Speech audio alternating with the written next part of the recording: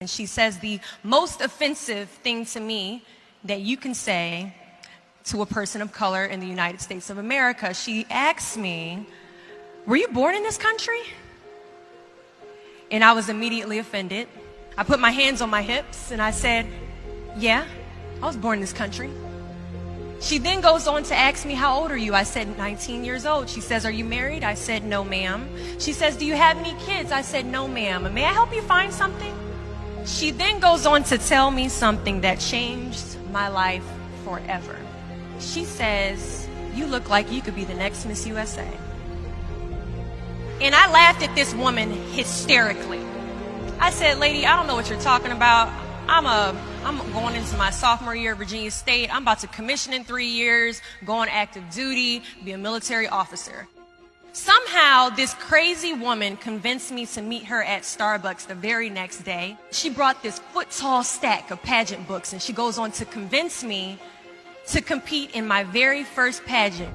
I compete in my first pageant 3 months later, and I lose. I go back the second year, compete in my state pageant, and I lose. I go back the third year, compete in my state pageant, and I lose. Go back the fourth year, compete in my state pageant and lose. Go back the fifth year, compete in my state pageant and lose. But guess what happens the sixth year? I lose. I called her on the phone 6 years after our Target conversation, and I said, "You told me I could be the next Miss USA." And she says, "Deshauna, keep trying, keep trying, keep trying." In June of 2015, this amazing, kind of cuckoo woman passes away from leukemia. In December 2015, I win Miss District of Columbia, USA. In June 2016, I'm crowned the first soldier to win Miss USA. And last January, in Manila, Philippines, I walked the Miss Universe stage and placed top 9 amongst 86 countries.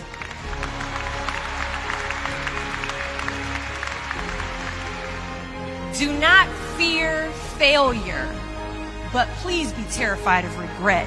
When you walk out this door into the real world, you will receive a lot of shut doors, a lot of turned down applications. You will hear way more no's than you hear yeses. Giving up is something I did a lot of growing up, and I don't think I really challenged myself to stick anything through until I joined the track team in middle school. I remember having to ask my mom after tryouts and making it to the team for my very first pair of track shoes. Now, at the time, she walks into our house and she has a bag that has a nice Nike check sign on it. So I get excited because I wasn't getting new shoes very often. I go to take the shoe box out the bag and I notice that it says a size 9 on it. Mind you, in the 7th grade, I was a size 5. I open the box and I slide my feet into the shoe and I look at my mother and I said, "These shoes are too big." She says, "I know, I did that on purpose." I was like, "Why would you buy shoes that are too big on purpose, Mom?" And she says, "Because I know that you're going to grow into them." Coach has us line up on the starting line and he wants us to run a lap around the track.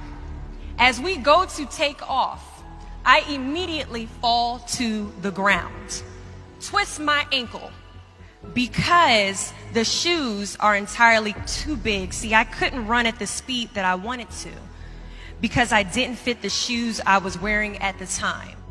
Now, many of us have goals we're trying to achieve, but the person we are right now is not the person that we need to be when we cross the finish line to our dreams. So we must walk and pace ourselves on this journey to our goals because we haven't grown enough in ourselves to fit the shoes that we need to achieve our aspirations.